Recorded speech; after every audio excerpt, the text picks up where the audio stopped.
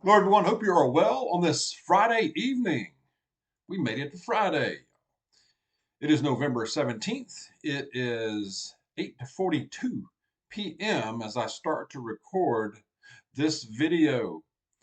Go Dogs. Big game tomorrow with the Tennessee Vols. I know I got some Vol people out there. Sound off in the comments. It should be a good game. And if your other college teams, other put it in there in the comments who you root for. I know we have some Florida State Seminole people, got some Fresno State Bulldog fans out there. I know I have at least one Washington Husky fan out there. Who else have I heard from? Florida Gators. I mentioned Tennessee. Notre Dame. I know we got some fans out there for Notre Dame. There's been some others that I can't remember. Kentucky. Anyway, sound off. If I didn't call you out, go ahead and sound off your team in the comments. I appreciate it. I love that stuff. All right. All right. We got this has got to stop. I'm going to go into it to why I think it's getting ridiculous. It's getting very ridiculous. I was going to talk about something totally different, but I saw this. This has just been on my mind, and I saw some other information about it a while ago. So got to talk about it. And first, banking. I saw a story a while ago. These two kind of go together, but Citigroup, big banking group, has announced today that it's going to make official announcement this coming Monday, first round of layoffs. They have a massive restructuring going on with that firm that will lead to tens of thousands of positions that will be eliminated, y'all, from Citibank. That's a pretty big one. Said that they're reviewing every department, every position, and they've only reviewed so far. They've only reviewed 1% of all positions, y'all. Thus, are saying tens of thousands will be eliminated eventually, but thousands, y'all. What do you think about that? I mean, what does that mean? I think they're getting ready for all digital. All digital is coming, and just to reinforce that, a viewer to the channel emailed me this story about in Australia. Australia, y'all. And I'm probably going to mispronounce that, but the fifth largest bank in Australia, Macquarie Bank, announced that they're phasing out cash, check, and phone payments by towards the end of 2024. They will go to digital. They will be phasing it in all during 2024. They will be phasing in just digital only transactions. So again, no cash, no check or phone payments. No deposits. Cash only is coming. At least they're down under. They're getting ready for it, and it's there. I think every nation is just about. But a cashless that just another one. I mean, talk about end times. I've always thought that once everything goes cashless, the jig is up, y'all. Um, that's it. That's it because all the control is taken away from you and it's given to them. You know, um, spend your cash. Spend your cash. No matter where you are watching this from, United States. I know most of you are in the United States, Canada, Europe. Spend your dollars or whatever it is where you are. Keep it in circulation the best you can. I spend coins too, you know. They look at me like I'm dang crazy. I went through McDonald's drive-through to get some coffee the other morning. I paid with cash. I mean, it's like $2, man. Less than $2. So I paid with cash, and I gave her the right change, and I gave her the right coins, and she looked at me like I was nuts, and like she didn't know what to do with it. I'm like, put it in your register and give me my coffee. I didn't say it like that. I didn't do that, but that's what I wanted to say. I smiled and said, "You have a good day," because I wanted to say also, thank you for working. You know, have a nice day. All right, I've gone on about that probably enough. But share your thoughts on that. That's disturbing and interesting at the same time. All right, talk about a rant, y'all. Lord, have mercy, hold me back. But this has to stop, y'all. I mean, okay, the pro-Palestinian, which you know, I won't get started on that, but pro-Palestinian protests, these mobs of people swarming Washington, D.C.'s Union Station, New York's Penn Station, the blocking the entrance to these stations, y'all, disrupting transportation, people just trying to get around, go about their day, go about their business, go to appointments, being a citizen. Maybe they won't go into work, or just do their business. But these people, I mean, Ms. Dawg said they're either paid actors or stupid, basically. Stupid. Brainwashed. I mean, do they work? I guess evidently. Maybe they are. Maybe this is their job. But this should not be allowed. That's the main thing. This should not be allowed to just disrupt things like that. I know we have the First Amendment. Okay. You have the freedom to assemble. You do not have this. I'm not a law expert, but I'm pretty sure in there that it doesn't allow for disrupting transportation, blocking roadways, blocking bridges, blocking train stations. No, you can't do that. You don't get to do that. You don't get to do that. But they're allowing this. So I have to blame the authorities or the mayor or whoever, in charge of these areas. And that's telling as far as where they're doing it because they're being allowed to do it. I think it was yesterday, where in San Francisco, they blocked, I forget the name of one of the big bridges in San Francisco.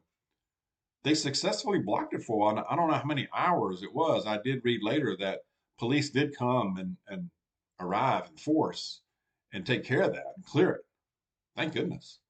But uh, they see this forming, they see it coming. Get out there and you take these people off the streets, arrest them, get them out, get them off the street, or at least give them a warning. Say, this is an unlawful assembly. You got X number of minutes, or you're going in, and then go get them. If you have to, call in the National Guard, call in whatever you got to call in. I don't care what it is. Second thought, National Guard. Don't worry about the National Guard. I mean, and I know I'll hear from y'all on this, and maybe I'm just ignorant to it, but misinformed, whatever. But I learned that in 2020, the National Guard is very ineffective. And I know they have to go by their orders or whatever, but I saw them make no difference. Not zero difference in a lot of cases. In 2020, when every major city in the United States was on fire for weeks on end. Sat there watching it on TV to the horror. I mean, and that's when, in my mind, I'm like, the jig is up in this country. If this is being allowed, and we've been in decline, I know the decline started before then. But when historians look back at the decline of this nation, that's one of the big linchpins. That's one of the big things. 2020. I mean to get so wound up on that one, but it was allowed, and so, like Ms. Dawg said, this reminds her of 2020 somewhat. But I think this is a little different too, in that I don't think this is just going to be for some weeks and go away. Depends, of course. But if it just keeps being allowed, yes, it's going to keep on going, of course. I think what's going to happen is they're gonna do this. I mean, right now they're just in some major cities. What's next? I mean, are they going to go to some places? They're going to go to some places where they're not going to like the result. They're not going to go for that deal. Or worse, you're going to have some violence, and you could have some bloodshed. And I believe that's the direction we're going right now. I really, really do, because Israel, they ain't stopping what they're doing. And there's no ceasefire. A ceasefire, you should have thought about October 7th. I guess not. So, this is what takes place. This is what happens. Okay. And I think they're shocked. It's like they probably figured, well, Israel will probably do some limited airstrikes for a while. They'll go in and make some little attacks. No, sir. No, sir. Not stopping. They're taking care of business right now. And the can they opened is still going. And it's gonna go for a while, I believe. It's gonna go for a while. And it could get super interesting and scary actually. But hey, when this was perpetrated on your people, you know, this is what happens. They fooled around and found out. They fooled around and found out. All right. But this has got to stop. This nonsense here. No, no. You got to say no and stop this stuff. But what I got so wound up about is National Guard. I mean, they had them out there. This is going back to 2020, and it was just no factor, no factor. I mean, what the world? What was that all about? I don't understand that. But it shouldn't, like I said, it shouldn't be destruction of property shouldn't be allowed. That's not in the First Amendment. Um, Disruption of transportation, commerce, and then I saw too where they're vandalizing. This was in, I think in Manhattan, vandalizing, and it's probably happening in other places, and tearing up Jewish businesses. What are we in 1936 Germany? It sure seems that way. It's really something to watch. And it's not going to be just stopped at them. A lot of people here are so oblivious that they're like, well, that's on the other side of the world, and this is just in some major cities. I'm good. You know, I'm a Christian, and I'm not concerned with that, or I'm not a believer, and I'm not concerned with that. Well, think again, because if you're a Christian, you're next, or you're right there on the line with the Jews in their eyes, in the enemy's eyes.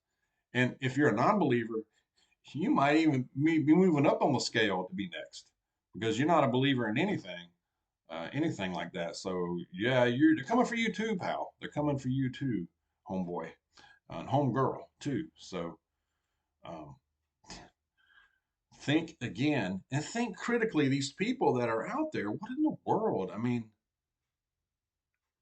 following the crowd, peer pressure, I guess, group think, insanity. It's going to get out of control. But these folks, they didn't learn critical thinking. Think for yourself. Allow yourself to be brainwashed? Come on. It's really something. It's really something to see. Like I said, we've seen this in 2020. This is a little different, though. It really is. This is a little different. It does kind of remind you of it in ways. But anyway, I just had to rant on that. But main thing is we need to be aware of this and be prepared. Whether you're a believer, whether you're a person of faith in God or not, you need to be prepared to be confronted with this stuff. All right, it's going that way. Will happen. Don't care where you live either. Okay. All right, I'm gonna go into the verse. I've really hit that a lot there. I know. If you're still watching, I appreciate it. This verse, this is from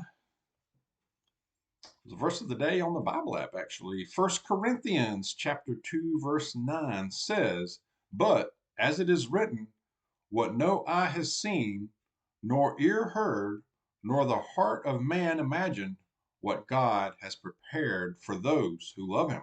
Amen. Can you imagine what is prepared for us?